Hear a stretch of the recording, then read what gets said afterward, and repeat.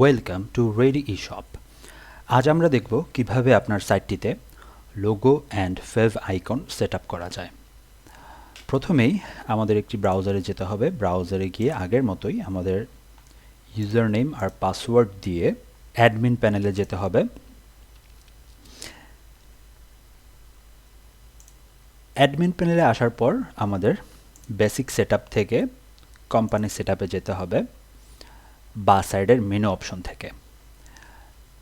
Company সেটআপে আসার পর আমরা যদি স্ক্রল করে নিচে চলে আসি তাহলে আমরা দুটি বক্স পাবো। এই বক্সে উপরে লেখা আছে লোগো এবং আরেকটিতে লেখা আছে ফেভ আইকন। আমরা এখান থেকে আমাদের লোগো এন্ড ফেভ আইকনটি চেঞ্জ করতে পারবো বা সেট করতে পারবো। আমরা যদি এই বক্সে এখানে ক্লিক করি, ক্লিক করার পর আমাদের একটি ফোল্ডার দেখাবে। এই ফোল্ডারের কোথায় আপনার লোগোটি আছে সেই স্থানে যেতে হবে। যেমন আমারটা অলরেডি চলে আসছে, যেই ফোল্ডারটিতে আমি আমার লোগোটি রেখেছি এই লোগোটি আমি ইউজ করব।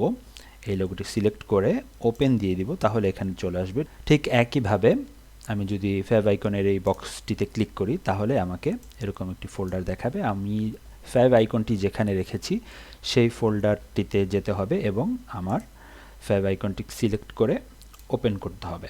অবশ্যই আপনার মনে রাখতে হবে লোগোর সাইজ হতে হবে উইথ 250 পিক্সেল এবং হাইট 50 পিক্সেল, পিএনজি অথবা জেপিজি ফরম্যাট। ফেভ আইকনের ক্ষেত্রে with 50 pixel, height 50 pixel, PNG অথবা জেপিজি ফরম্যাটে হতে হবে। আমরা যদি এখন আপডেট বাটনে ক্লিক করি তাহলে সাকসেসফুল মেসেজ আসবে। তারপর আমরা যদি আমাদের সাইটটিতে যাই,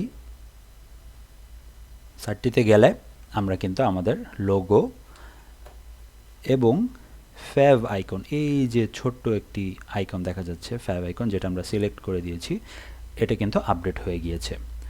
তো এভাবে আমরা আমাদের লোগো এন্ড ফেভ আইকন পরিবর্তন বা সেট আপ করতে পারি। ধন্যবাদ।